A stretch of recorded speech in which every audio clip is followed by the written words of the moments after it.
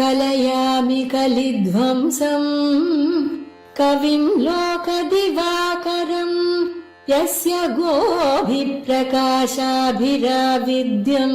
நிகதம் தமஹ. வாழி பரகாலன் வாழி கலிகன்னி வாழி குறையலூர் வாழ்வேந்தன் வாழியரோ மாயோனை வாழ்வலியால் மந்திரங்கொள் மங்கையர்கோன் தூயோன் சுடர் மானவேல். நெஞ்சுக்கிருள் கடிதீபம் அடங்கா நெடும் பிறவி நஞ்சுக்கு நல்லவமுதம் தமிழ நன்னூல் துறைகள் அஞ்சு கிலக்கியம் ஆரணசாரம் பரசமய பஞ்சு கனலின் பொறி பரகாலன் பனுவல்களே. எங்கள் கதியே இராமானுசமுனியே சங்கை கெடுத்தாண்ட தவராசா பொங்கு புகழ் மங்கையர் கோனீந்த மறையாயிரமனைத்தும் தங்கு மனம் நீ எனக்கு தா.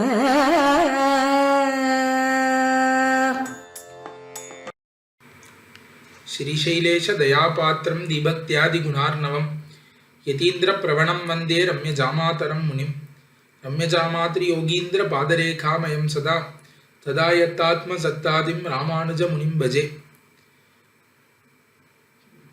कलयामि कलिध्वंसं कविं लोकदिवाकरं यस्य गोभिः प्रकाशाभिराविद्यं निहतं तमः.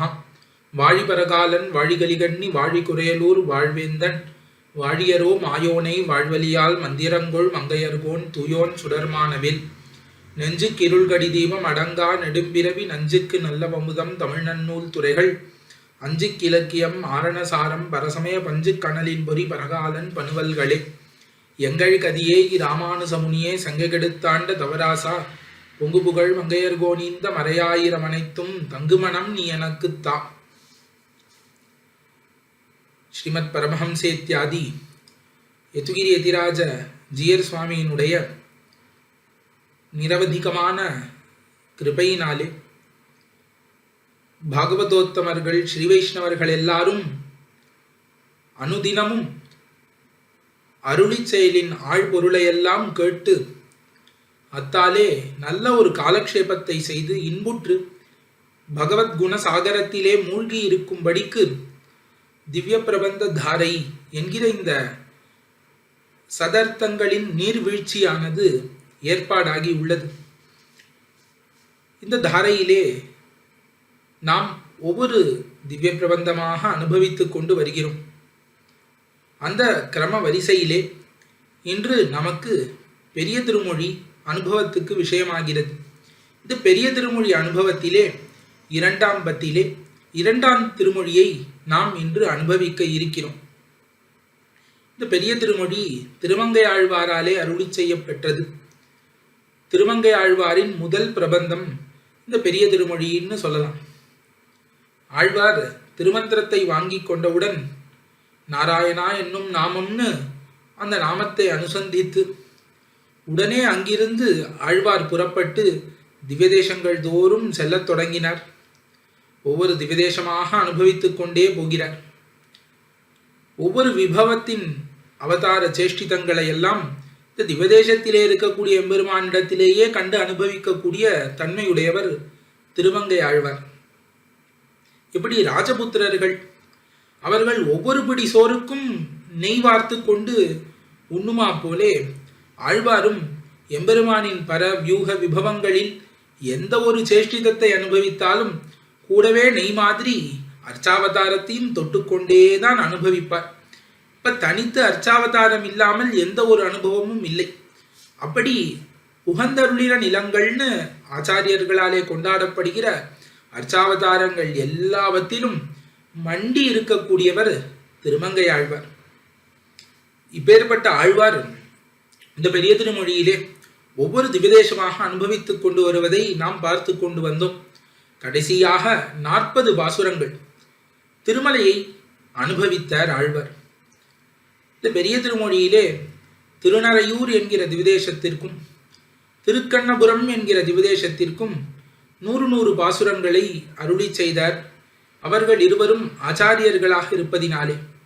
அதற்கு மேலே திருவரங்கம் பெரிய கோவிலுக்கு 50 பாசுரங்களை அருளி செய்தார். அதற்கு மேலே திருமலைக்கும் தேரெழுந்தூர் திருவழுந்தூர்ங்கிற திவிதேசத்திற்கும் 40 பாசுரங்களை அருளி செய்கிறார் திருமங்கையாழ்வார்.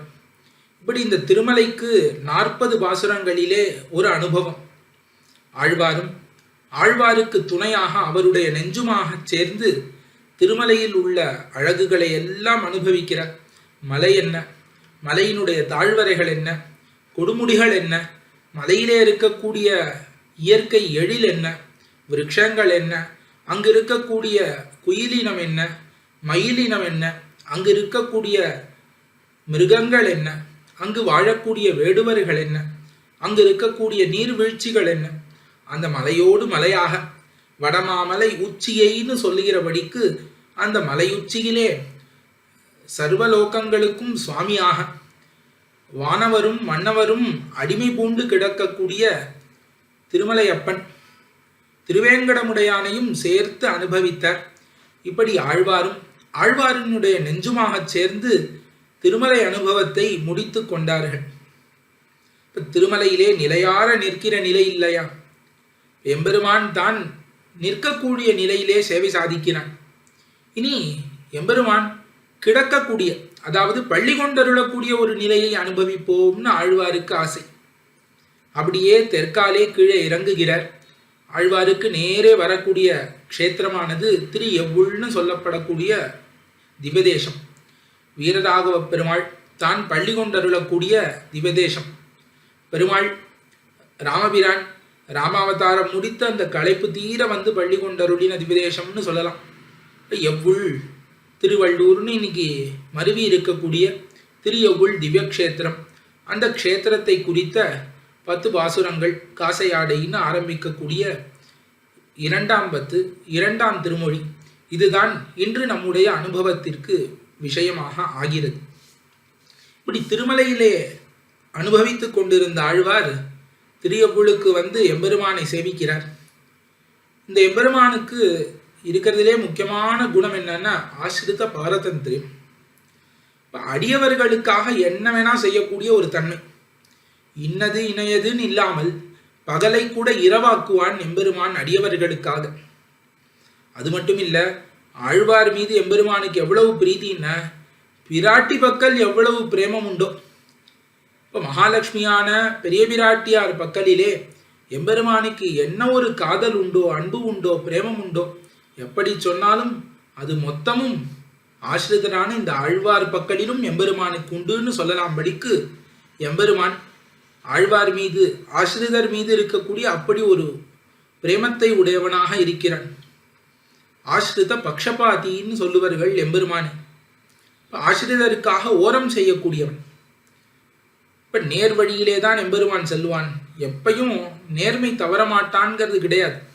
ஆசிரிதர்களுக்காக நேர்மை தவறணும்னாலும் தவறுவான், பொய் சொல்லணும்னாலும் சொல்லுவான், பகலை இரவாக்குவான், என்ன வேணா பண்ணுவான். இன்னது இணையது பண்ணுவான்ங்கிறது கிடையாது. தூது போவான், அவன் பண்ணாததுன்னு கிடையாது.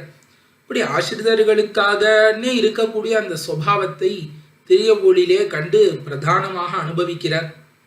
அவர்கள் ஒரு காரியத்தை ஏவினார்களாகி பிரார்த்திக்க வேண்டாம், எம்பெருமானே இந்த காரியத்தை செய்தருளக்கூடாதான் பிரார்த்திக்க வேண்டாம், ஏவட்டும் இதை செய் அப்படின்னு அவர்கள் ஒருவேளை ஏவினா கூட அந்த காரியத்தை தன் தலையாலே செய்து கொடுக்கக்கூடியவன். அப்படி அந்த ஆசிரிதர்களுக்கு தான் அடிமையாக இருக்கக்கூடியவன். ஆசிரிதர்கள்ங்கிறவா யாரு? ஆசிரிதர்ங்கிற வார்த்தைக்கு என்ன அர்த்தம்? எம்பெருமானை அடைந்தவர்கள்னு அர்த்தம், ஆசிரியத்தவர்கள். எம்பெருமானின் அடிமைகள், அடியவர்கள்னு தமிழ்ல சொல்கிறோம். ஆனால் எம்பெருமான் எப்படிப்பட்டவன்னா அடியவருக்கு அடியனாக இருக்கக்கூடியவன். எம்பெருமானே அந்த தத்துவத்தை காட்டி கொடுக்கிறான். இப்ப அடியாருக்கு அடிமைங்கிற தத்துவத்தை பிரதானமா எடுத்து காட்டக்கூடியது எம்பெருமான். ஏன் அப்படி சொல்கிறேன்னா, இந்த இடத்திலே ஆழ்வா எம்பெருமான் எப்படி இருக்கான்னு பாண்டவ தூதன்னு வருகிறான். இப்ப பாண்டவர்களுக்காக தூது போகிறான். ஆசிரியர்களுக்காக என்ன ஒரு ஏவல் செயலை கூட செய்யக்கூடியவனாக எம்பெருமான் இருக்கிறான். தன்னை அடைந்தவர்களுக்கு தான் எல்லா காரியங்களையும் செய்து கொடுக்கக்கூடியவனாக ஆகிறான். அகட்டித்த கட்டனா சமர்த்தன்னு சொல்லுவார்கள். எதெல்லாம் உலகத்துல சேர முடியாததோ அதெல்லாம் சேர வைக்கக்கூடியவன் எம்பெருமான். அப்படி ஆசிரியர்களுக்காக அகட்டித்த கடனா சாமர்த்தியத்தை காட்டக்கூடியவன். இப்படிப்பட்ட எம்பெருமான் அவ்வளவு சுலபனா? அப்ப எல்லாருக்கும் வேலையாளான்னு கேட்டா அப்படிப்பட்டவன் கிடையாது. பிரம்மாதிகள் கூட, இப்ப பிரம்மா ருத்ரன் முதலானவர்கள் கூட தங்கள் எத்தனத்தாலே பார்க்கணும்னு நினைத்தால் பார்க்க முடியாதவன். மனதாலே கூட நினைக்க அறியவன், நினைவுக்கு அறியவன் எம்பெருமான். எல்லார காட்டிலும் விலட்சணமானவன், சர்வ விலட்சணன் எம்பெருமான். அகிலஹேய பிரத்யநீகன், கல்யாணைக்க தானன்னு சொல்லப்படுகிறான். ஆக இப்படி சர்வ விலட்சணனாக இருக்கக்கூடிய சர்வேஸ்வரன் அவன் என்ன பண்ணிட்டான்? பரமபதத்திலே எல்லாருக்கும் அடிமை கைங்கரியத்தை கொடுத்து கொண்டு இருக்கிறான். அவன் அந்த பரமபதத்தை விட்டு அங்கு கொடுக்கக்கூடிய கைங்கரியத்தை இங்கேயே கொடுத்து கொண்டு, அங்கு ஆசிரியர்கள் சொன்னால் என்னென்ன அடிமையெல்லாம் செய்வார்களோ அதையெல்லாம் இங்கேயே செய்து வாழலாம்படிக்கு திரியபுழ்கிற விதேசத்திலே வந்து நாம் எல்லாம் கண்ணாலே கண்டு கையாலே தொழுது அடிமை செய்து உயலாம்படிக்கு பள்ளி கொண்டருளக்கூடிய இந்த நிலை, இதை அனுசந்திக்கிறார். தன்னுடைய நெஞ்சாலே அனுசந்தித்து அத்தாலே இனியராக இந்த 10 பாசுரங்களையும் அருளி செய்கிறார் திருமங்கை ஆழ்வார். இதில் முதல் பாசுரத்தை இப்பொழுது நாம் அனுபவிக்கலாம். காசையாடை மூடியோடி காதல் செய்தான், அவனூர் நாசமாக நம்பவல்ல நம்பி நம்பெருமான், வேயினன்ன தோள்மடவார் வண்ணையுண்டான் இவனென்னு ஏச நின்ன எம்பெருமான் எவ்வுள் கிடந்தானே. ராமாவதாரத்திலும் கிருஷ்ணாவதாரத்திலும் ஒரு சேர ஈடுபடுகிறார் இந்த பாசுரத்தினாலே திருமங்கையாழ்வார். ராமாவதாரத்திலே சீதாபிராட்டி தனியாக இருக்கும் பொழுது ராவணன் ஒரு காஷாய வஸ்திரத்தை தரித்து கொண்டு ஒரு சந்நியாசி போலே வந்து பிராட்டியை கடத்தி கொண்டு சென்றான். காசையாடை, காசையாடைன காஷாய வஸ்திரம் என்று பொருள். அந்த காசையாடையினாலே மூடி, இப்போ உடம்புல இருக்கக்கூடிய தோஷங்கள் எதுவும் தெரியாதபடிக்கு உடம்பையெல்லாம் காஷாய வஸ்திரத்தினாலே மறைத்து வைத்தான் ராவணன்.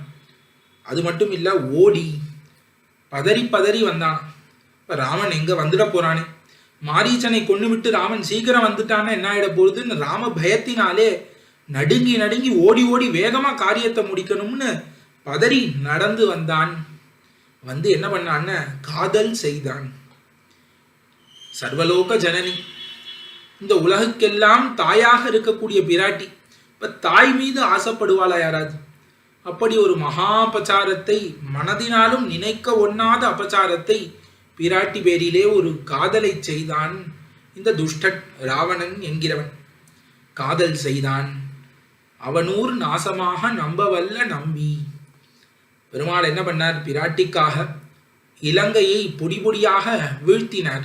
அவனூர், அவனுடைய ஊரான இலங்கையை நாசமாக நம்பவல்ல நம்பி நம்பெருமான்.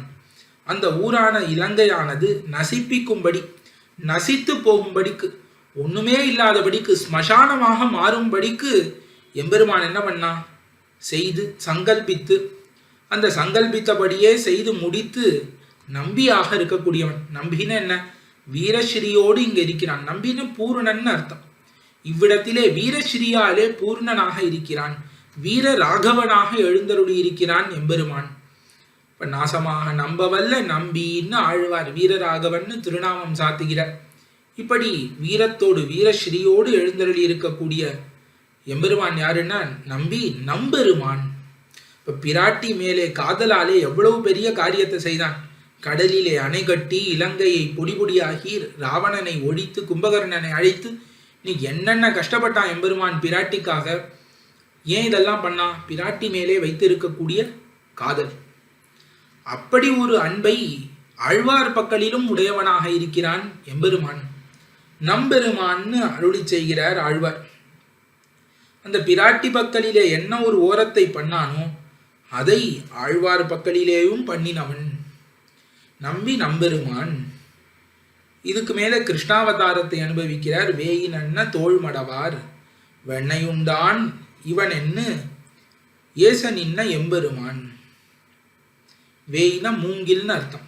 இப்போ மூங்கில் போலே மழுமழு என்று உருட்டையாக இருக்கக்கூடிய தோள்களை உடைய ஸ்திரீகள் கோபிமார்கள். இப்போ வேயின் அண்ண தோள் மடவார் அவர்கள் கைப்பட்ட வெண்ணெய். இப்போ ஆசிரிதரான கோபிகர்மார்கள் ஆசிரித ஸ்பர்ஷம் பட்ட அந்த வெண்ணெய் அதுதான் தனக்கு தாரகம்னு எடுத்து அமுது செய்தான். வெண்ணையுண்டான் வெண்ணையுண்டான் எம்பெருமான். இதை கேட்டு அவ என்ன பண்ணான்னா வெண்ணையுண்டான் இவன் என்ன, இவன் வெண்ணையுண்டான், வெண்ணையை களவு கண்டான், வெண்ணையை திருடி தின்னான், வெண்ணெய் திருடன் என்றே இவனை பேர் வைத்து இவனை ஏசும்படிக்கு இவனை திட்டும்படிக்கு எம்பெருமான் நிற்கிறான். ஏச நின்ன எம்பெருமான். ஏசும்படி நிற்கக்கூடியவன் யாருன்னா அந்த சர்வேஸ்வரன். அந்த சர்வேஸ்வரன் எப்படி இருக்கான்னா இங்க ஏசும்படிக்கு இருக்கிறான். இந்த உலகத்தை எல்லாம் எங்கானும் ஈதோப்பதோர் மாயம் உண்டேன்னு ஆழ்வார். இவ்வளவு ஒரு சௌலபியம் உண்டா? அந்த பக்கம் உலகத்தை எல்லாம் முழுங்கிட்டு இந்த பக்கம் ஒரு வெண்ணையை திருடினான்னு இப்படி கட்டுண்டு நிற்கிறானே, இப்படி ஒரு ஆச்சரியம் உண்டான்னு எல்லாரும் ஈடுபடும்படிக்கு இருக்கக்கூடிய ஒரு மகாகுணத்தை காட்டினான் எம்பெருமான். எல்லாரும் ஏசும்படிக்கு நின்னான். அங்க கோபிமார்கள் எல்லாம் வெண்ணெய் திருடன் வெண்ணெய் திருடன் ஏசும்படிக்கு எம்பெருமான் நிற்கிறான். ஏச நின்ன எம்பெருமான். இப்படி இருக்கக்கூடியவன் யாருன்னா எவ்வுள் கிடந்தான் என்ன இப்போ அழகாக காட்டுகிறார்கள். எவ்வளவு பெருமான் பள்ளி கொண்டு அருள்கிறான். இப்போ அறிவுடையார் எல்லாரும் வித்வான்கள்லாம் என்ன பண்றான், ராமகுணத்திலே ஈடுபடுகிறார்கள். ராமோ ராமோ ராமைதி பிரஜாநாம பவன் கதா ராமபூதம் ஜெகதபூத் ராமே ராஜ்யம் பிரசாசத்தின்னு வால்மீகி பகவான் கூறினார். இப்ப ராமன் ராஜ்யத்தை ஆளும் பொழுது உலகமெல்லாம் ராமமயமாக ஆயிற்று.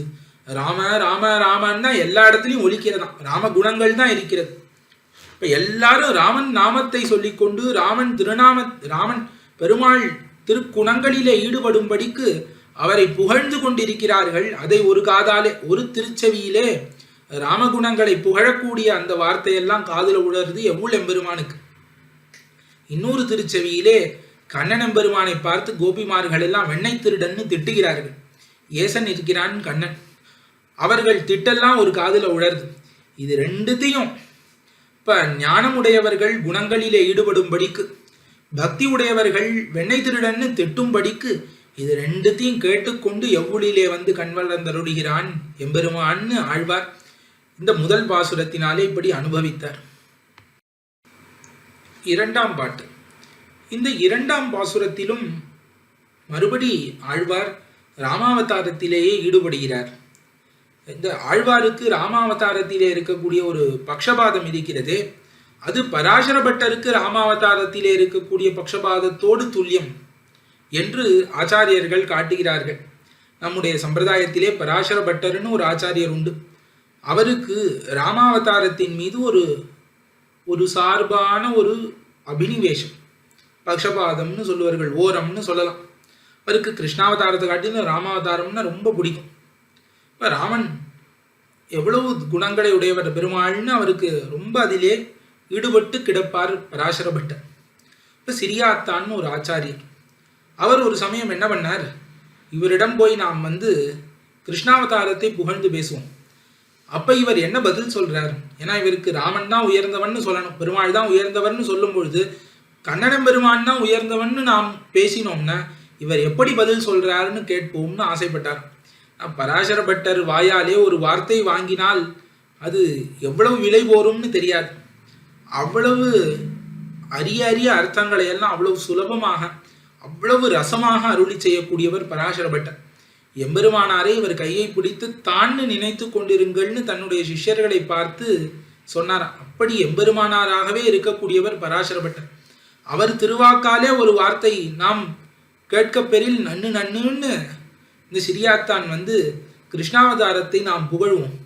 அப்ப இவர் ராமாவதாரம் தான் உயர்ந்ததுன்னு சொல்லுவதற்கு என்ன சொல்கிறார்னு நாம் பரிசோதிப்போம்னு ஆசைப்பட்டார். நேரா பராசர பட்டரிடம் சென்றார். பராசர பட்டரிடத்திலே சொல்கிறார், பெருமாளுக்கு எல்லா ஏத்தமும் உண்டு, ராமகுணங்கள் இந்த உலகத்திலே நடையாடி கொண்டே இருக்கிறது, பெருமாளுக்கு ஒரு குறையும் கிடையாது. ஆனால் இந்த ஒரே ஒரு குறை உண்டு. என்னன்னா கண்ணனம்பெருமான் கழுத்திலே ஓலை கட்டி கொண்டு தூது போனான். இப்ப ஆசிரிதர்களுக்காக தூது சென்றான் கண்ணன். அந்த மாதிரி ஒரு தூது போகலே ராமன். பெருமாள் அப்படி தூது போனாரா? இப்ப அந்த ஆசிரிதருக்காக தூது நடந்தான் கண்ணன்கிற ஏத்தம் பெருமாளுக்கு கிடைக்கலையே. ஆகையாலே கண்ணன் எம்பெருமான் தானே உசத்தி அப்படின்னு பட்டரிடத்திலே கேட்டாராம் சிரியாத்தான். அதற்கு பராசர பட்டர் அருளி செய்தாராம், ராமரிடத்துல அந்த குணம் கிடையாதுன்னு சொல்லாதே, ராமரிடத்துல நன்னாவே உண்டு. ஆனா என்ன, தப்பான இடத்துல பிறந்துட்ட. இப்ப சக்கரவர்த்தி திருமகனாக பிறந்த ஒருத்தனை யாராவது கழுத்துல தூது கட்டி தூது போயிட்டுவான்னு சொல்லுவார்களோ? இப்போ ஒருத்தருக்கும் சொல்ல நான் விழாது. அப்ப அவர் பண்ணது என்ன, தவறான இடத்துல வந்து உதித்தது. தூது போவார், தூது போன்னு சொல்லுவார் இல்லை, அதனால ராமன் போலேயே தவிர அவனுக்கு தூது போகக்கூடாதுங்கிற எண்ணம் கிடையாது. இப்ப ராமாவதாரத்திலே பெருமாள் பார்த்தார், தன்னை யாராவது தூது அனுப்புவாளான்னு பார்த்துட்டே இருக்கார். தான் தூது அனுப்பும்படி ஆயிற்று. இப்ப பின்னாடி 3ஆம் பாசுரத்திலேயே வர்ணிக்க போகிறார் ஆழ்வார். அப்படி பெருமாள் தான் திருவடியை தூது அனுப்பினார் பிராட்டிக்கு. இப்ப திருவடிக்கு அவ்வளவு பெரிய ஏத்தம் கிடைத்தது. இந்த உலகத்துல தூது போயிட்டு வந்ததுனால திருவடியை ஓஹோன்னு உலகத்துல எல்லாரும் கொண்டாடுறா. இதெல்லாம் பார்க்கிற நமக்கு இந்த பாக்கியம் கிடைக்கலையே, தூது போற பாக்கியம். இதை அடுத்த அவதாரத்துல விடக்கூடாதுன்னு முடிவு பண்ணாராம் அப்ப ராமன். இப்ப பெருமாள் அப்ப முடிவு பண்ணது, அடுத்த அவதாரம் எடுக்கும் பொழுது இந்த மாதிரி க்ஷத்ரியராக பிறந்தால் தானே நம்ம தூது போவோன்னு சொல்ல மாட்டா. ஆகையாலே நாம் அப்படி பிறக்க வேண்டாம், இடைக்குலத்திலே வளருவோம் அப்படின்னு வளர்ந்து முடியில்லாத க்ஷத்ரிய வம்சத்திலே நாம் உதிப்போம்னு கண்ணனெம்பெருமானாக உதித்து அப்பதான் அவருடைய நெஞ்சாரல் கொஞ்சம் தீர்ந்தது. தூது போன்னு நம்மளை சொன்னாலேன்னு தூது போனார். இப்ப ராமனெம்பெருமான் சங்கல்பித்தான் ராமன். இப்ப பெருமாள் சங்கல்பித்தார், கண்ணனெம்பெருமான் முடித்து வைத்தார் தூது போ என்பதை. ஆகையாலே இது ராம குணத்திலே ஒரு கொத்தை இல்லை, தூது போன்னு சொல்றவா இல்லை, அதனால போலன்னு அருளி செய்தார் பராசர பட்டர். ஆக இப்படி பராசர பட்டருக்கு ராமாவதாரத்துல எப்படி ஒரு பக்ஷபாதம் உண்டோ அவ்வளவு பக்ஷபாதம் உண்டான் திருமங்கை ஆழ்வாருக்கும் ராமாவதாரத்திலே. இப்ப மறுபடி ராமாவதாரத்தை வர்ணிக்கிறார். தையலாள் மேல் காதல் செய்த தானவன் வாளரக்கன் பொய்யிலாத பொன்முடிகள் 9 அன்னு செய்த வெம்போர் தன்னில் அங்கோர் செஞ்சரத்தால் உருள எய்த எந்த எம்பெருமான் எவ்வுள் கிடந்தானே. தையலாள் மேல் காதல் செய்த தானவன். தையலாள் இப்ப ஸ்திரீத்துவ குணங்கள் எல்லாம் பூர்த்தியாக உடைய பிராட்டி. அந்த பிராட்டி மேலே தகாத ஒரு காதலை செய்தான் யாரு? தானவன், ராவணன். ஏன் செய்தான் அவன்? தானவன் அரக்கன். அசுரனாக பிறந்தால் அப்படித்தான் புத்தி போகும். ஆகையாலே அவன் செய்தான். செய்து என்ன பண்ணான்னா, அவனுக்கு வாளரக்கன் தபோபலத்தினாலே நல்ல ஒரு வாளை வாங்கி வைத்திருந்தான் பிரம்மாவிடமிருந்து இந்த ராவணன். அந்த ஏதோ ஒரு தேவதை நமக்கு ஒரு வாள் கொடுத்துருத்து நம்ம யாரும் ஜெயிக்க முடியாதுன்னு மனசுல நினைத்து கொண்டிருந்தான். அவனுக்கு பெருமாளினுடைய மிடுக்கு தெரியல. பிரம்மா ஸ்வயம்பூஸ் சதுரானனோவா ருத்ரஸ் திரிநேத்திரஸ் திரிபுராந்த கோவா இந்திரோ மகேந்திர சுரநாயகோவா திராத்தும்ன சக்தா யுதி ராமவத்தியம்னு சொல்லி வைத்தார்கள். யாராலையும் ராமன் குறி வைத்த குறியை அழிக்கவே முடியாது. ராமன் குறி தப்பாது. அப்படி பெருமாளினுடைய மிடுக்கை அறியாமல் ஏதோ ஒரு தேவதை கொடுத்த வாளை நம்பி இருந்தான் இந்த அரக்கன். பெருமாள் என்ன பண்ணார்? அந்த புறத்துக்கு போனார். பொய்யிலாத பொன்முடிகள் 9 அன்னு செய்த வெம்போர் தன்னில் அங்கோர் செஞ்சரத்தால் உருள. அன்னு இவன் பிராட்டியை கடத்தி கொண்டு சென்ற பொழுது ஒரு வெம்போரை செய்தார். வெம்போர் என்றால் செவ்வை பூசல். அதாவது இந்த அசுரர்கள் மாதிரி மாயா யுத்தம் பண்ணலாம் எம்பெருமானுக்கு தெரியாது. நேர தர்ம யுத்தம், எதிரிலே நின்று சண்டையிட்டு தான் ஜெயிக்க தெரியுமே தவிர இந்த மறைந்திருந்து அடிப்பதெல்லாம் ராமனுக்கு தெரியாது. ஆகையாலே அந்த வெம்போர் தண்ணிலே ஓர் செஞ்சரம், அத்விதீயமான அம்பு. செஞ்சரம் அப்படியே பார்க்க அக்னி மாதிரியே இருக்குமா. அது அக்னியா அம்பான்னு தெரியாது. அப்படி கொழுந்து விட்டு எறியக்கூடிய நெருப்பு போல இருக்கக்கூடிய ராமபானத்தினாலே பொய்யிலாத பொன்முடிகள் 9 உருள. இவன் அரக்கன்னா அரக்கனுக்கு ஏத்த மாதிரியே 10 தலை இருக்கு. அரக்கனுக்கு என்னென்ன ஒரு ஆகாரங்கள்லாம் இருக்கணுமோ அந்த ஆகாரங்களிலே எதுவும் பொய்யில்லாதபடிக்கு உண்மையாகவே 10 தலை உண்டு. இவன் எவ்வளவோ திக்விஜயங்களை எல்லாம் பண்ணா ராவணன். ஒவ்வொரு திக்விஜயங்கள் பண்ணி திக்பாலகர்களை எல்லாம் ஜெயித்து வைத்தான். உடனே வீராபிஷேகம் விஜயாபிஷேகம்லாம் பண்ணி கொண்டானான்.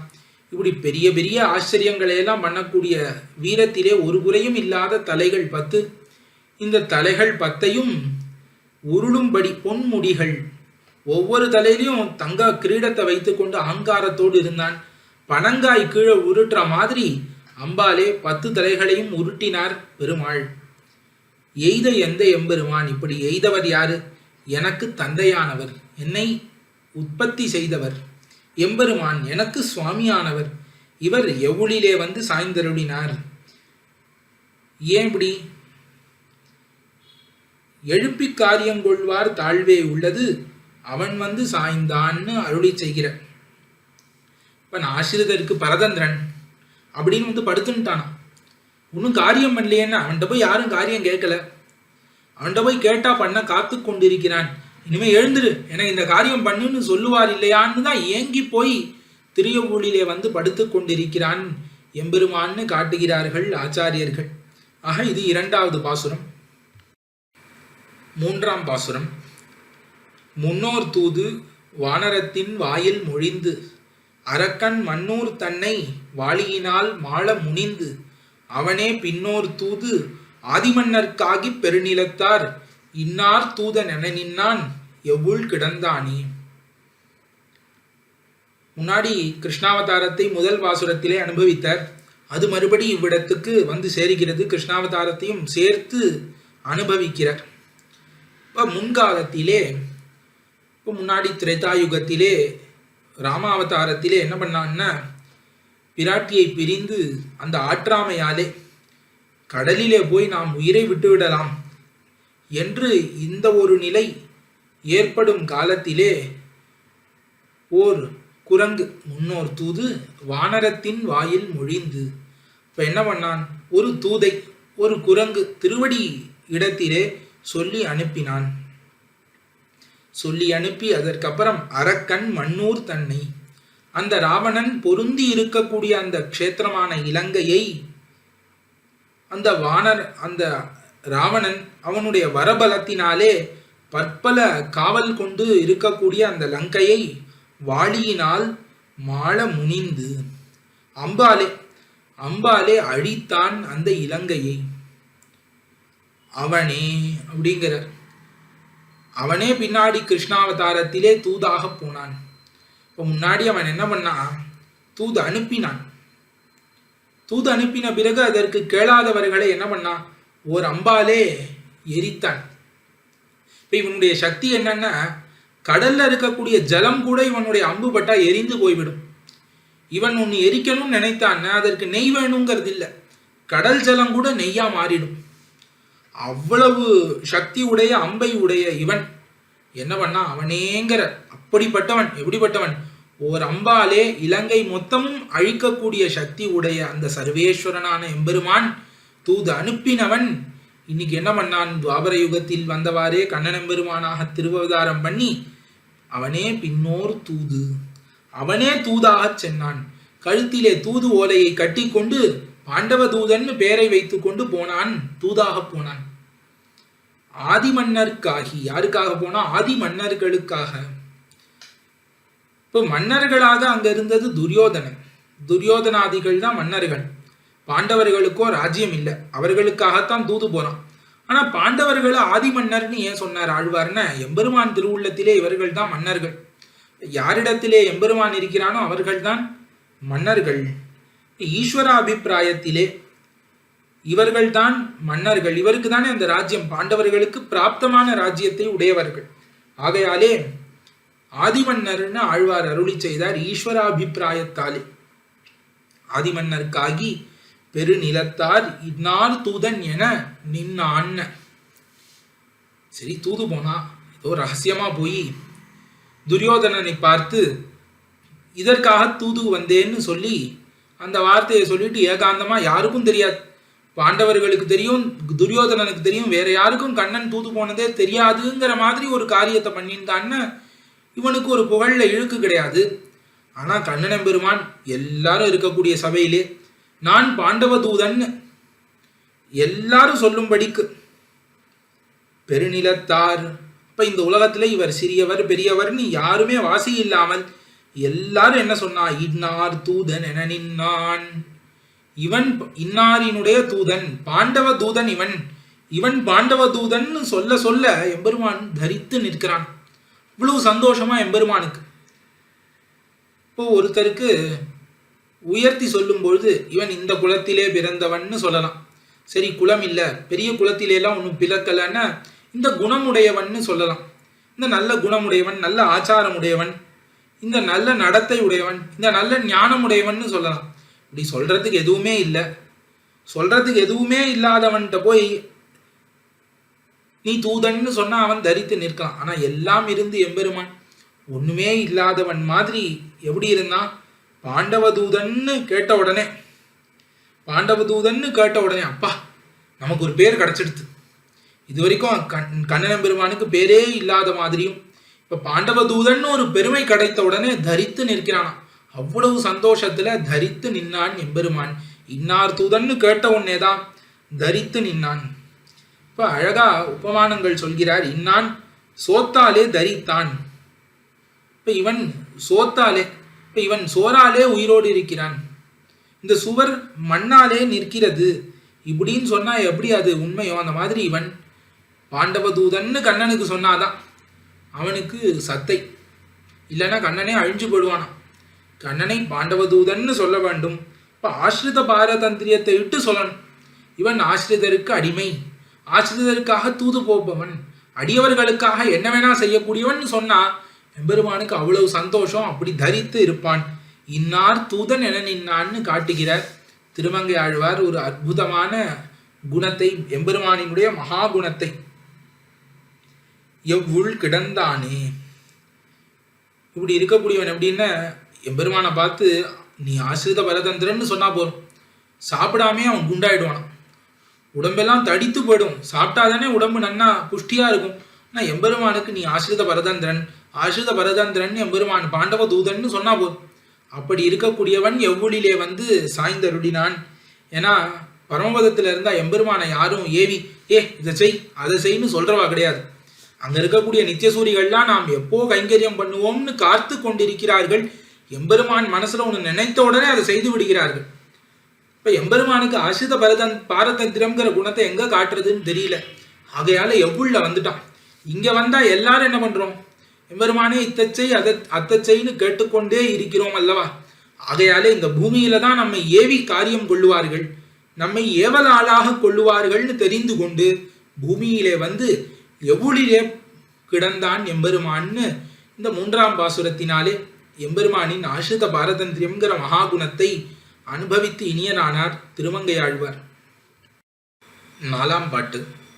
பந்தனைந்த மெல்விரலால் பாவைதன் காரணத்தால் வெந்திரல் ஏழேழும் வெண்ணவேந்தன் விரிபுகழ் சேர் நந்தன் மைந்தனாகவாகும் நம்பி நம்பெருமான் எந்த தந்த எம்பெருமான் எவ்வுள் கிடந்தானே.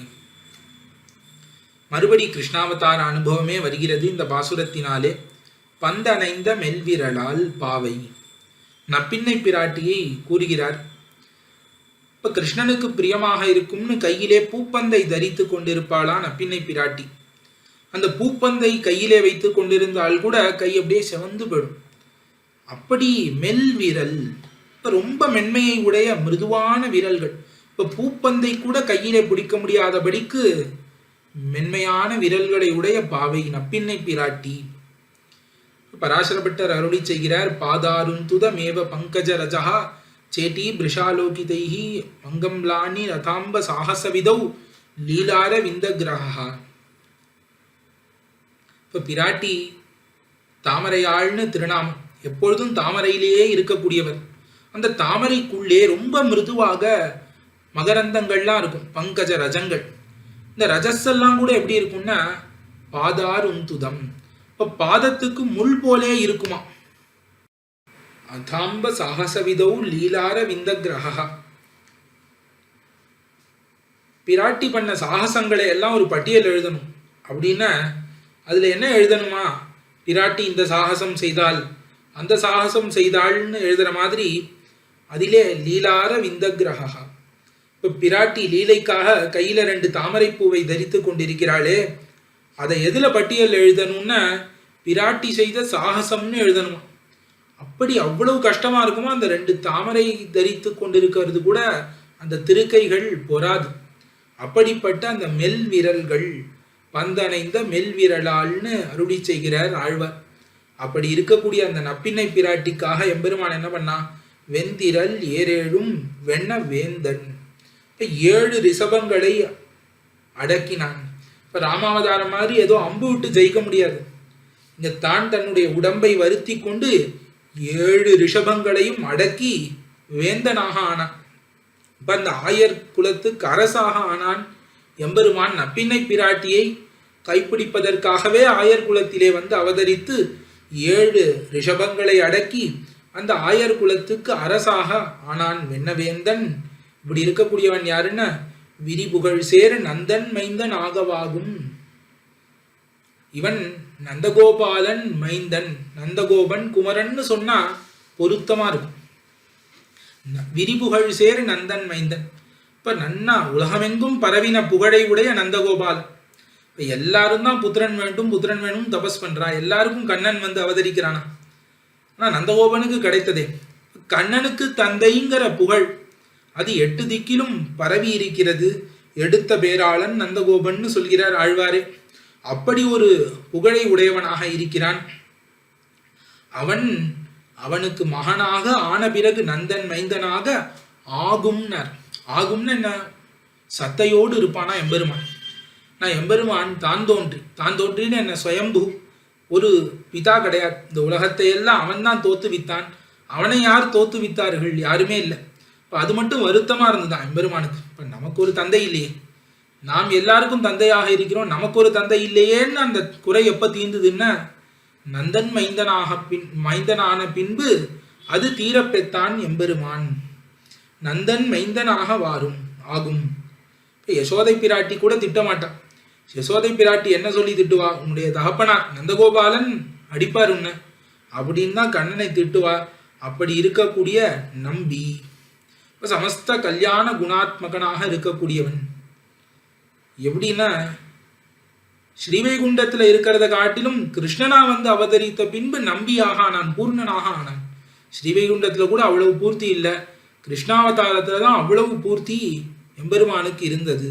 இப்படி இருக்கக்கூடியவன் எவ்வுள் கிடந்தானே. இப்ப சர்வவித பந்துவாக இருக்கக்கூடியவன் எம்பெருமான். இவனை பார்க்க வேண்டும் நாம வைகுந்தத்துக்கு போக வேண்டாம், நாம் அவ்வளவு தூரம் போக வேண்டாதபடிக்கு இங்கே நாம் பார்க்கலாம் படிக்கு எவ்வுளிலே வந்து கண்வளர்ந்தருளுகிறான் எம்பெருமான்னு அருளி செய்கிறார். 5ஆம் பாசுரம். பாலனாகி ஞாலமேழு முண்டு பண்டாலில மேல் சாலனாலும் பள்ளி கொள்ளும் தாமரை கண்ணன் எண்ணில் நீலமாறுவண்டுண்டு வாழும் நெய்தல் அந்தன் கழனி ஏலனாரும் பைம்புறவில் எவ்வுள் கிடந்தானே. பாலனாகி ஒரு சிறு பிள்ளையாக ஆனான். ஞாலமேழும் உண்டு, 7 உலகங்களையும் அமுது செய்தான். பண்டு முன்பொரு காலத்திலே, பிரளய காலத்திலே ஆலிலை மேல் சாலனாலும் பள்ளி கொள்ளும்.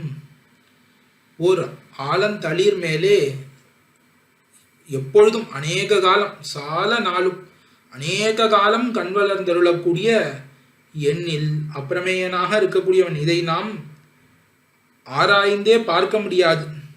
இது ஆராய புகார் இது எப்படி இருக்கும்னே தெரியாது. அப்படி இருக்கக்கூடிய அகட்டித்த கட்டனா சமர்த்தன். நான் உலகங்களை எல்லாம் வயிற்றிலே உண்டு ஓர் ஆளிலையிலே போய் கண்வளர்ந்தருளினான்னா இது எப்படி இருக்கு? இது யாராலையாவது செய்ய முடியுமா? இப்ப பொருந்தாதவத்தை பொருத்தி காண்பிக்க கூடியவன் எம்பெருமான். பண்டு எம்பெருமானுக்கு பரிவர்னு யாருமே கிடையாது. கண்ணன் எம்பெருமான் மாதிரி பரியக்கூடியவான் நந்தகோபாலர், யசோதை பிராட்டி போல்வார் யாரும் அப்பொழுது கிடையாது. அவன் தனியாக பள்ளி கொண்டான். அந்த காலத்துல ஒரு சின்ன பிள்ளையா, சின்ன குழந்தையா உறங்குறான். அப்படி பள்ளி கொண்டான்னு ஒரு யசோதை பிராட்டியோ ஒரு விஸ்வாமித்திரனோ கிடையாது. அங்கு காலை சுப்பிரபாதம் பாடுவதற்கு யாரும் கிடையாது. யசோதை பிராட்டி இருந்து அங்கு எழுப்புவார் இல்லையே. ஆளிலையிலிருந்து எழுந்துக்கோ ரொம்ப நேரம் படுத்துக்காதன்னு இந்த குழந்தைய சொல்லுவார் கிடையாது. ஆகையாலே அவன் சால நாளும் பள்ளி கொள்ளும், அநேக காலம் உறங்கிக் கொண்டே இருக்கான், யாரும் எழுப்புவார் கிடையாது. இப்படி இருக்கக்கூடிய அகட்டித கடனா சமர்த்தன்னு எம்பெருமானினுடைய அகட்டித கடனா சாமர்த்தியத்தை ஆழ்வார் இவ்விடத்திலே அனுபவித்து ரிஷ்டராகிறார். இப்படி இருக்கக்கூடியவன் எப்படிப்பட்டவன்? அப்பிரமேயனாக இருக்கக்கூடியவன். அவன் நீலமாறு வண்டுண்டு வாழும் நெய்தல் அந்தன் கழனி ஏலனாரும் பைம்புறவில் எவ்வுள் கிடந்தானே.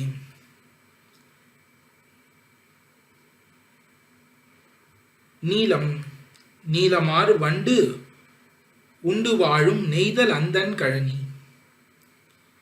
இப்ப நீல வர்ணங்களான அந்த வண்டுகள் இருக்கிறதே, இந்த வண்டுகள் நெய்தல் பூவிலே, ஆம்பல் பூவிலே படிந்து அதில் இருக்கக்கூடிய தேனை பானம் பண்ணி வாழக்கூடிய தன் கழனி, அழகியதான தன் ரொம்ப குளிர்ந்த கழனி, கழனியை உடைய ஏலனாரும் பைம்புறவில் எவ்வுள் கிடந்தானே. ஏலம்னா பரிமளம், பரிமளம் எல்லா இடத்திலும் பறந்திருக்கக்கூடிய புறச்சோலைகளையெல்லாம் உடைய திரியபூலிலே வந்து எம்பெருமான் பள்ளி கொண்டருளினான் என்று காட்டுகிறார் ஆழ்வார். என்ன பரிமள பிரச்சுரமான தேசம். இப்போ இங்கேயும் எம்பெருமான் கண் வளர்ந்தருளினா இந்த தேசத்தினுடைய அந்த வாசனையே எம்பெருமானை நன்னா தூங்க வைக்கும். ஆகையாலே எம்பெருமான் வந்து அரியது செய்வான். எப்படின்னா அகட்டித கடனா சமர்த்தன், எம்பெருமான் எதை வேணா செய்யக்கூடியவன்னு தான் நிரூபித்து கொண்டு இப்ப எங்க வந்து படுத்துக்கொண்டான்? திரியபூலிலே வந்து படுத்துக்கொண்டான், பள்ளி கொண்டருளினான். இனி எழுப்புவார் குறையேனர். இனிமே நாம் தான் நம்முடைய காரியத்துக்காக எம்பெருமானை எழுப்ப வேண்டும். எம்பெருமான் சித்தமாக தயாராக இருக்கிறான் என்று இந்த பாசுரத்தினாலே அனுபவிக்கிறார் திருமங்கை ஆழ்வார். 6ஆம் பாட்டு. சோத்த நம்பி என்று தொண்டர் மிண்டி தொடர்ந்தழைக்கும் ஆத்த நம்பி சங்க நம்பி ஆகிலும் தேவர்க்கெல்லாம் மூத்த நம்பி முக்க நம்பி என்று முனிவர் தொழுதேத்தும் நம்பி எம்பெருமான் எவ்வுள் கிடந்தானே. தொண்டர்கள் எல்லாரும் நம்பி சோத்தம் அப்படின்னு சொல்கிறார்களாம். இப்ப சோத்தம் அப்படின்னா என்னன்னா தாழ்ந்தவர்கள் சொல்லக்கூடிய ஒரு வார்த்தை, உயர்ந்தவர்களை குறித்து. நான் உன்னை ஆசிரியிக்கிறேன், உன்னை சேவிக்கிறேன்னு சொல்ற மாதிரி சோத்தம்னு சொல்லுவார்களாம் தாழ்ந்தவர்கள் உயர்ந்தவர்களை பார்த்து. அந்த மாதிரி தொண்டர்கள், அதாவது ஸ்ரீ வைஷ்ணவர்கள் எல்லாரும் மிண்டின நெருங்கி ஒருவர் கூடி குழாங்கொள்னு குழாங்களாய் அடியீருடன்னு குழாங்களாக ஸ்ரீ வைஷ்ணவர்கள் கூடி என்ன பண்ணுவார்கள்? ஒருவருக்கொருவர் முற்பட்டு மேலே விழுந்து முன்னாடி வந்து என்ன பண்ணுவா? சோத்தம்னு சொல்லுவார்களாம். எம்பெருமானே உன்னை சேவிக்கிறேன்னு இப்படி சொல்லுவர்கள். தொடர்ந்து அழைக்கும், இடைவிடாமல் சொல்லிண்டே இருக்கக்கூடியவர்கள். இப்படி சொல்லிண்டே இருந்து யாரை பத்தி சொல்லுவான்னா ஆத்த நம்பி. ஆத்தன் என்றால் ஆப்தன் அர்த்தம், பரம ஆப்தன்.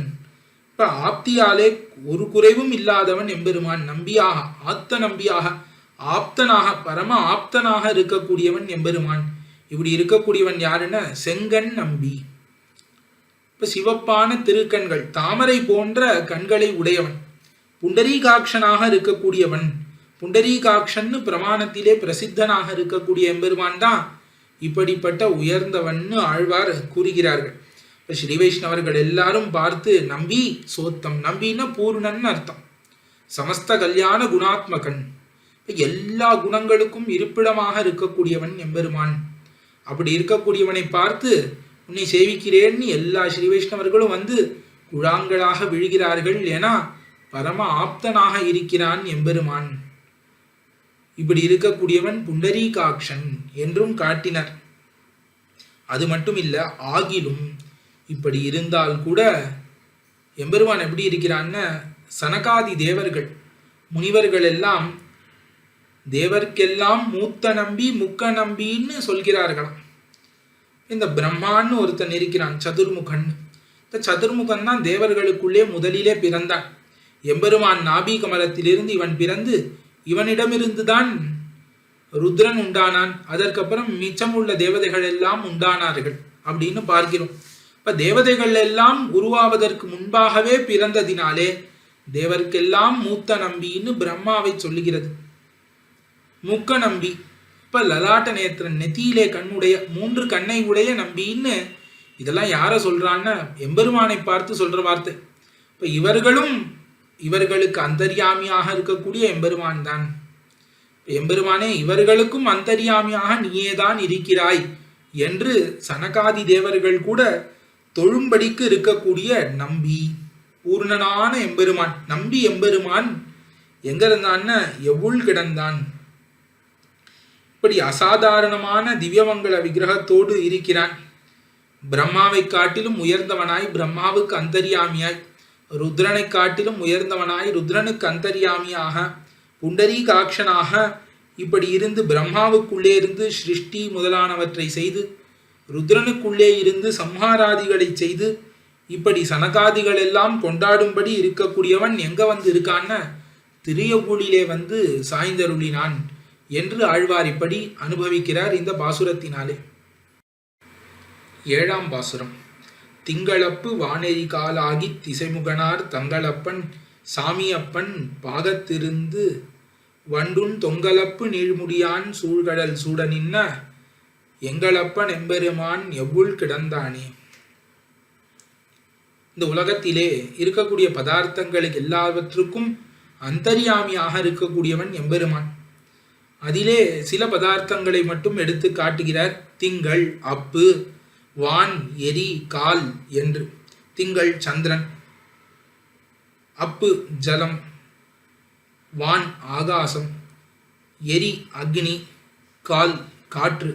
ஆக இப்படி இருக்கக்கூடிய பஞ்சபூதங்கள் என்ன, அதற்கு மேலே இந்த பஞ்சபூதங்களினாலே உருவான அண்டங்கள் என்ன, அண்டங்களுக்குள்ளே இருக்கக்கூடிய தேவாதி பதார்த்தங்கள் என்ன, எல்லாவற்றுக்கும் அந்தராத்மாவாக இருக்கக்கூடியவன் எம்பெருமான். எல்லாமே அவன்தான்னு சொல்லலாம்.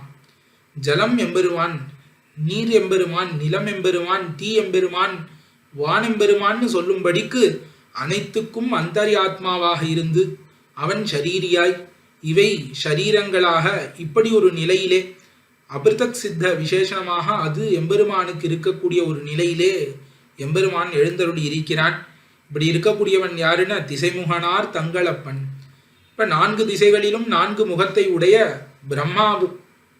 பிரம்மாவுக்கு அப்பனாக இருக்கக்கூடியவன், பிரம்மாவை உண்டாக்கினவன், சாமி அப்பன். இப்ப சாமவேதத்தை உடையவன், சாம பிரதிபாத்தியன்கிற அந்த வார்த்தை சாமவேதத்தை உடையவன் சாமி அப்படின்னு ஆகிறது. சாமின்னு என்ன அர்த்தம்? சாமவேதத்தை உடையவன் அர்த்தம். அதனாலே பலித்தமான அர்த்தம், தேரின அர்த்தம் சாமவேதத்தினாலே சொல்லப்படக்கூடியவன் சாமி. இப்போ உயர்ந்த கான ரூபமான சாமவேதங்கள் எல்லாம் யாரை சொல்கிறதுன்னு எம்பெருமானைத்தான் சொல்கிறது. இப்படி சாமியாக இருக்கக்கூடிய அப்பன், இந்த உலகத்தை எல்லாம் தோத்துவித்தவன் எம்பெருமான். அவன் எப்படி இருக்கான்னா, பாகத்து இருந்தான் வண்டுன் தொங்கலப்பு நீழ்முடியான் சூழ்கழல் சூட நின்ன. இப்ப வண்டெல்லாம் மதுபானம் பண்ணி இருக்கக்கூடிய கொன்றை மலர் மாலை தொங்கல், வண்டுன் தொங்கல்.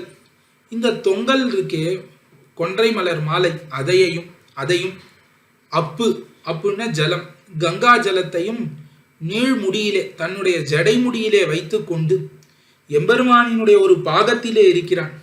இப்ப எம்பெருமானினுடைய திருமார்பில் ஏறாலும் அப்படின்னு ஆழ்வார் பிரதிபாதிக்கக்கூடிய எம்பெருமான் உடைய ஒரு திருமேனி பார்ஸ்வத்திலே வசிக்கக்கூடிய அந்த ருத்ரனானவன் தன்னுடைய தலைமையிலே சூழ்கடல் சூழ நின்ன இந்த உலகெல்லாம் பறந்திருக்கக்கூடிய திருவடிகளை தன்னுடைய தலைமையிலே சுமக்கிறானா ருத்ரன், எம்பெருமான் திருவடிகளை. அப்படி நிற்கக்கூடியவன் யாருன்னா எவ்வுள் கிடந்தானே. எங்களப்பன் எம்பெருமான், எங்களை எல்லாம் தோத்துவித்தவன். எந்தைன்னு சொன்னார், எங்களப்பன்னு காட்டுகிறார். இப்படி நிற்கக்கூடிய நமக்கு சுவாமியான எம்பெருமான் திரியபூலிலே வந்து கண்வளர்ந்தருளுகிறான்னு பிரதிபாதிக்கிறார் இந்த பாசுரத்தினாலே. 8ஆம் பாசுரம். முனிவன் மூர்த்தி மூவராகி வேதம் விரித்துரைத்த புனிதன் பூவை வண்ணன் அண்ணல் புண்ணியன் விண்ணவர்கோன் தனியன் சேயன் தான் ஒருவனாகிலும் தன் அடியார்க்கு இனியன் எந்த எம்பெருமான் எவ்வுள் கிடந்தானே என்று பாசுரம். எம்பெருமான் முனிவன் என்கிற வார்த்தையினாலே சொல்லப்படுகிறான். முனின யாரு? மனன ஷீலகா, முனின்னு சொல்லுவார்கள். இப்போ முனி என்கிற வார்த்தையினாலே ஜெகத் சிருஷ்டி பண்ணவனை குறிப்பார்கள் ஆழ்வார்கள். அதாவது அச்சித் அவிசேஷிதான் பிரளய சீமணி சம்சரதா கரண கலேபரைர் கடைத்தும் தயமான மனாகான்னு சொல்கிறார் பராசர பட்டர். இப்ப கரணம் கலேபரம் இரண்டும் இல்லாமல் அஜித்துக்கும் ஜீவாத்மாவுக்கும் வாசியின்னிக்கே இருந்த அந்த பிரளய காலத்திலே இவற்றுக்கு நாம் கரண கலேபரங்களை கொடுப்போம் அப்படின்னு பரம கருணையோடே என்ன பண்ணா பகுஸ்யாம் பிரஜா ஏய அப்படின்னு தன்னுடைய மனதிலே சங்கல்பித்தான். நான் பலவாறு ஆகக்கடவேன் அப்படின்னு சங்கல்பிக்கிறான் எம்பெருமான். இதுதான் எம்பெருமான் சிருஷ்டிக்கு பண்ணக்கூடிய சங்கல்பம். இதை எம்பெருமான் ஆதியிலே சங்கல்பிப்பதினாலே இவன் முனிங்கிற வார்த்தையினாலே ஜகத் சிருஷ்டி பண்ணக்கூடிய எம்பெருமான் இவ்விடத்திலே குறிக்கப்படுகிறான். முனிவன் சிருஷ்டிக்கு சங்கல்பித்தவன்.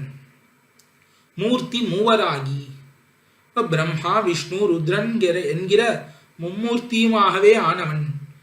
மத்தியே விரிஞ்ச கிரிஷம் பிரதமாவதாரகான்னு ஆழ்வார்கள் பராசர பட்டர் கொண்டாடுகிறார். இப்ப பிரம்மாவை படைத்து அவனுக்கு அந்தர்யாமியாய் நின்று, ருத்ரனை படைத்து அவனுக்கு அந்தர்யாமியாக நின்று, இவர்களுக்கு நடுவே தானே விஷ்ணுங்கிற அவதாரத்தை எடுத்துக்கொண்டு இப்படி மும்மூர்த்தியாகவும் தானே இருக்கக்கூடியவன். வேதம் விரித்துரைத்த புனிதன். வேதத்தை விரித்து உரைத்தான். எங்க உரைத்தான்? கீதா சாஸ்திரத்தினாலே ஸ்ரீ கீதை மூலமாக வேதார்த்தத்தை சுவ்யக்தமாக அருளி செய்து அருளினான் எம்பெருமான். வேதோபிரம்மணமான ஸ்ரீ கீதையை அருளி செய்தான் எம்பெருமான். இப்படி இருக்கக்கூடியவன் யாருன்னா புனிதன். புனிதன்னா சுத்தன்னு அர்த்தம்.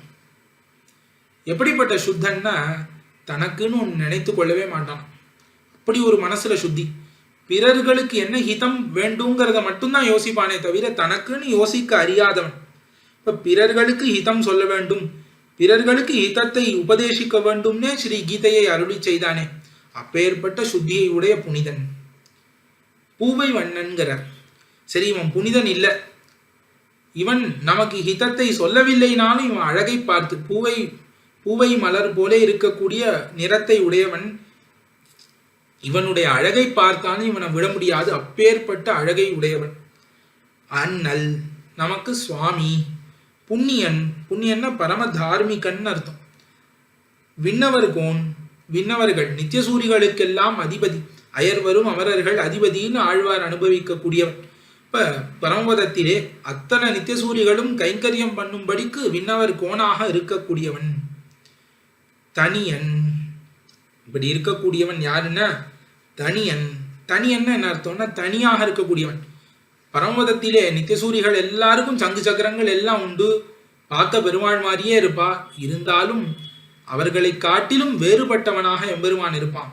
எப்படி அகிலேய பிரத்தினீகன், கல்யாணிக தானன், ஸ்ரீயப்பதி ஆகிற இந்த குணங்களினாலே எம்பெருமான் அவர்களை காட்டிலும் வேறுபட்டவன். அவர்களுக்கும் எட்டாத சொரூபத்தை உடையவன். அவர்களாலும் அளக்க முடியாத குணங்களை உடையவன். அவர்களாலும் நினைத்து பார்க்க முடியாத அழகை உடையவன். இப்படி தனியனாக அவர்களில் வேறுபட்டு இருக்கக்கூடியவன் எம்பெருமான்.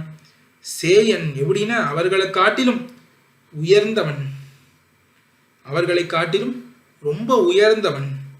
இப்படி எம்பெருமான் தான் ஒருவனாகிலும், ஒருவன்னா அத்விதீயன் அர்த்தம். அவன் ஒருவன்னா மீதி யாரும் கிடையாதுன்னு அர்த்தம் இல்லை. அத்விதீயன், இவனை மாதிரி இன்னொருத்தர் கிடையாது. இப்ப இப்படி இருக்கக்கூடியவனா எம்பெருமான், இவ்வளவு உயர்ந்தவனான்னு நாம் பயப்பட வேண்டாம். ஆழ்வார் சொல்கிறார், இவ்வளவுலாம் குணமுடையவன், இவ்வளவு பரத்துவம் உடையவன் எம்பெருமானினுடைய பரத்துவத்தை உபதேசித்து எம்பெருமான் தான் சிருஷ்டித்தான். பிரம்மருத்ரர்களுக்கு அந்தர்யாமியாக இருக்கிறான். எம்பெருமான் ஸ்ரீ கீதா சாஸ்திரத்தை பிரவர்த்திப்பித்தான். ஆகையாலே புனிதனாக சுத்தியாக அமலனாக இருக்கக்கூடியவன் எம்பெருமான். நிரதிசய சௌந்தரியத்தை உடையவன் எம்பெருமான். சர்வஸ்வாமி, பரமதார்மிகன், நித்தியசூரிகளுக்கே தலைவன், அவர்களுக்கும் எட்டாத சுபாவத்தை உடையவன் எம்பெருமான். இருந்தாலும் அப்படியெல்லாம் இருந்தாலும் தன்னை ஆசிரியித்த அடியவர்களுக்கு இனியன், அப்படியே இனிமையாக இருக்கக்கூடியவன். ஆசிரியித்தவர்களுக்கு இனியவன் யாரு? எந்தை. எனக்கு ஜனகனுமாய் எம்பெருமான் எனக்கு சுவாமியாக இருக்கக்கூடிய எவ்வளவு கிடந்தான் தன் அடியாருக்கு இனியன் என்று இந்த பாசுரத்தினாலே ஆசிரிதர்களுக்கு அவன் எப்பொழுதும் இனிமையாகவே இருக்கக்கூடியவன் என்று காட்டிக் கொடுத்தார் ஆழ்வார். 9ஆம் பாட்டு. பந்திருக்கும் மெல்விரலால் பாவை பனிமலராள் வந்திருக்கும் மார்வன் நீலமேனி மணிவண்ணன் அந்தரத்தில் வாழும் வானோர் நாயகனாய் அமைந்த இந்திரர்க்கும் தம்பெருமான் எவ்வுள் கிடந்தானே. இப்ப ஸ்ரீயப்பதின்னு இதிலே புகழ்கிறார் எம்பெருமானை. எம்பெருமான் திருமார்பிலே பிராட்டி அகலகில்லேன்னு எழுந்தருளி இருக்கிறார். இந்த பிராட்டி எப்படிப்பட்டவள்னா பந்து இருக்கும் மெல்விரலால்னு சொன்னான். இப்ப பொதுவாக ஸ்திரீகளுக்கு தனம் இந்த பூப்பந்துன்னு சொல்லுவார்கள். இந்த பூப்பந்தெல்லாம் எப்ப கையில தங்கும்னா நாயகன் கூட இருந்தாதான் தங்கும், இல்லைன்னா கையிலே தங்காது இந்த பூப்பந்து. இப்ப பிராட்டிக்கும் பெருமாளுக்கும் எப்பொழுதும் விசலேஷமே கிடையாது, எப்பொழுதும் பிரிவுங்கிறதே கிடையாதுங்கிறதுனால எப்பொழுதும் ஒரு நாளும் பிரிவில்லாமல் இருப்பதினாலே கையும் பந்துமாகவே பிராட்டி இருப்பாளாம். சங்கு தங்கு நங்கைன்னு ஆழ்வார்கள் அருளி செய்கிறார்கள். எப்பொழுதும் வளையல் கழலாது. எப்படி எம்பெருமான் கை கழலா நேமியான்னு இருப்பானோ இப்படி பிராட்டி கையிலிருந்து வளையல் கழலாது. அப்படி இருக்கக்கூடிய பிராட்டி பந்து இருக்கும் மெல்விரலால். அந்த பூப்பந்தானது கையில இருந்தா கூட கையில பொறுக்காது, முன்னாடியே அனுபவித்தோம்னா. பாதாரும் துதமேவ பங்கஜரஜா சேட்டி பிரிஷாலோகிதைஹி அங்கம் லானி. கூட இருக்கிற திருச்சேடிமார்கள் உத்து பார்த்தால் கூட உடம்பு வாடிவிடும். டோலாதே வனமாலையா ஹரிபுஜே ஹா கஷ்ட சப்தாஸ்பதம்ங்கிறார் பராசரபட்டர். இப்படி இருக்கக்கூடிய பிராட்டி என்ன பண்ணுகிறாள்? பாவை பனி மலராள். இப்ப குளிர்ந்த தாமரை பூவை தனக்கு பிறப்பிடமாக உடையவள். தாமரை பூவிலிருந்து பிறந்தவள் பிராட்டி. அப்படி இருக்கக்கூடிய இந்த பாவைனா ஸ்திரீத்துவ பூர்த்தியை உடையவள். நான் மடம் அச்சம் பயிர்ப்புன்னு சொல்லக்கூடிய ஸ்திரீ குணங்கள் எல்லாம் பரிபூர்ணமாக உடைய பிராட்டியானவள் வந்து இருக்கும் மாறுவன். இவள் என்ன பண்றா? அந்த மலர்ல இருக்கிறது கூட நெருஞ்சி முள்ளு குத்துற மாதிரி இருக்கான்.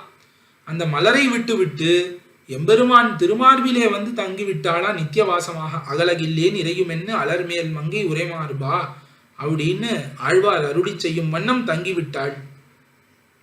இப்படி இருக்கக்கூடியவன் யாரு? இப்படி பிராட்டியை திருமார்பிலே உடைய நீலமேனி மணிவண்ணன்.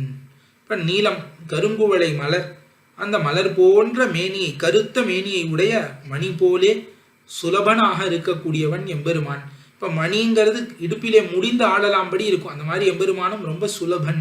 மணியினுடைய சுபாவத்தை உடையவன் எம்பெருமான். இப்படி இருக்கக்கூடிய எம்பெருமான் அந்தரத்தில் வாழும் வானோர் நாயகனாய் அமைந்த இந்திரர்க்கும் தம்பெருமான். இப்ப ஆகாயத்திலே அந்தரத்திலே வாழக்கூடிய சொர்க்கத்திலே இருக்கக்கூடிய வானவர்கள் தேவர்களுக்கெல்லாம் நாயகன்னு யார் இருக்கிறானோ இந்திரன், அந்த இந்திரனுக்கும் தலைவன் யாருன்னு எம்பெருமான்னு சொல்கிறார். விஷ்ணு புராணத்திலே பார்த்தோமாகில் அமிர்தமதன கட்டத்திலே பிராட்டி திருப்பார்கடலிலிருந்து தோன்றுகிறாள். ததஸ்புரத் காந்திமதி விகாசி கமலே ஸ்திதா அப்படின்னு. ஸ்ரீர் தேவீர் பயசஸ்தஸ்மாத் உத்பூதா திருத பங்கஜா அப்படின்னு. பஷ்யதாம் சர்வதேவானாம் யயௌ வக்ஷஸ்தலம் ஹரேன்னு சொல்கிறது. இப்போ இந்திரன்லாம் ஐஸ்வர்யம் இல்லாமல் நஷ்டஸ்ரீகனாக ஆன பொழுது, ஒரு கலையெல்லாம் இழந்து போன பொழுது பிராட்டியானவள் திருப்பார்கடலிலிருந்து உதித்து பெருமாள் திருமார்பிலே வந்து அமர்ந்து அங்கிருந்து இந்திரனை கட்டாட்சித்தாள். அவனுக்கு எல்லா செல்வமும் வந்ததுன்னு சொல்லப்படுகிறது. அந்த மாதிரி அந்த விருத்தாந்தத்தை நினைவூட்டக்கூடியதாக இந்த பாசுரம் அமைந்திருக்கிறது. நிகமம் 10ஆம் பாட்டு. இண்டை கொண்டு தொண்டரேத்த எவ்வுள் கிடந்தானை வண்டுபாடும் பைம்புறவில் மங்கையர்கோன் கலியன் கொண்ட சீரால் தண்டமிழ் செய்மாலை ஈரைந்தும் வல்லார் அண்டமாழ்வதானை அந்நேல் ஆழ்வர் அமருலகே. இப்போ பலஸ்ருதி பாசுரமாக அமைந்திருக்கிறது இது. இண்டைனா பூமாலைகள். இண்டை கொண்டு தொண்டரேத்த எவ்வுள் கிடந்தானை. இப்போ ஸ்ரீ வைஷ்ணவர்கள் எல்லாரும் பூமாலைகளை கொண்டு போய் சமர்ப்பிக்கும்படி சமர்ப்பித்து இங்கேயே பரமபதத்துக்கே போக வேண்டாம், இங்கேயே எல்லா கைங்கரியங்களையும் செய்து வாழலாம்படிக்கு எவ்வுளிலே பள்ளி கொண்டருளக்கூடிய எம்பெருமானை கவி பாடினார் திருமங்கை ஆழ்வார். எப்படி பாடினார்னா, வண்டு பாடும் பைம்புறவில் மங்கையர்கோன் கலியன் கொண்ட சீரால் தண்டமிழ் செய்மாலை. இப்போ எப்படி முக்தர்லாம் பரமபதத்தில் சாமகானம் பண்ணுவாளோ அந்த மாதிரி திருமங்கைங்கிற தேசத்திலே வண்டுகள் எல்லாம் பாடிக்கொண்டிருக்கின்றன. இப்போ இப்படி வண்டு பாடக்கூடிய பரந்த சோலைகளை உடைய மங்கையர். திருமங்கை தேசத்திற்கு ராஜாவான கலியன். திருமங்கை ஆழ்வார் கொண்ட சீரால் தண்டமிழ் செய்மாலை. இப்ப சீர்னு தமிழ் பாசுரங்களுக்கு ஒரு அவயவம். சீர்னு ஒரு சீர், அசை சீர், தலை, அடின்னு இருக்கக்கூடிய ஒரு விஷயம். அந்த சீர்னு வைத்து கொள்ளலாம். இல்ல எவ்வுளிலே வந்த உடனே எம்பெருமானினுடைய குணங்கள் அதையும் சீர்னு சொல்லுவார்கள். அப்ப எம்பெருமானினுடைய குணங்கள் எல்லாம் மனதிலே ஊற்று இருந்து அந்த குணங்கள் அப்படியே பாட்டாக வெள்ள வந்தால் இந்த 10 பாசுரங்களாக வந்தது. கொண்ட சீரால் ஆழ்வார் தம்முடைய மனதிலே எவுள் கிடந்தானின் சீரையெல்லாம் தேக்கி, கல்யாண குணங்களை எல்லாம் தேக்கி வைத்து அது வெளியே தண்டமிழ் செய்மாலை, அழகான ஈரமான தன் தமிழ் செய்மாலை, தன் தமிழ். அப்ப தமிழினாலே செய்த இந்த மாலை, இந்த மாலை 10 பாசுரங்கள். இதை வல்லவர்கள், இதை அதிகரித்து இருக்கக்கூடியவர்கள் என்ன பண்ணுவார்கள்னா, அண்டம் ஆழ்வது ஆணை. இதை கத்தவர்கள் இந்த அண்டத்தை எல்லாம் ஆடுவர்கள். கண்டிப்பா இந்த சக்கரவர்த்தியாக ஆவார்கள்னு ஆழ்வார் சொன்னார். இப்ப சில பேர் கேட்டார், எம்பெருமானை பத்தி வெறும் இந்த அண்டம் தான் கிடைக்குமா அப்படின்னு கேட்டீர்களாகில் அந்நேல் ஆழ்வர் அமருலகே, பரமபதத்தையே நீங்கள் ஆளலாம். இந்த லீலா விபூதி என்ன, நித்திய விபூதி என்ன, இரண்டையும் நீங்கள் ஆளலாம் இந்த 10 பாசுரங்கள் கத்தீராகில் என்று ஆழ்வார் இதற்கு பலமாக சொல்லி தலை கட்டினார். கொண்ட சீரால் என்று ஆஸ்ரித பாரதந்திரியம்ங்கிற பிரதானமான குணம், அதற்கு மேலே அகட்டித கடனா சாமர்த்தியம் என்ன, இந்த மாதிரி முக்கியமான குணங்களை எல்லாம் எவ்வுள் கிடந்தானிடத்திலே அனுபவித்து அங்கு கிடந்து அருளக்கூடிய எவ்வுள் எம்பெருமான் வீரராகவன் எம்பெருமானை மனதால் நினைந்து அந்த அனுபவம் உள்ளடங்காமை புறப்பட்டு காசையாடைங்கிற திருமொழியாக வந்து சேர்ந்தது. நாமும் யதாமதி யதாசக்தி அனுபவித்தோம். இதில் குறைகள் இருப்பின் க்ஷமிக்க பிரார்த்தித்து அமைகிறேன். ஆழ்வார் திருவடிகளே சரணம், எம்பெருமானார் திருவடிகளே சரணம், ஜீயர் திருவடிகளே சரணம்.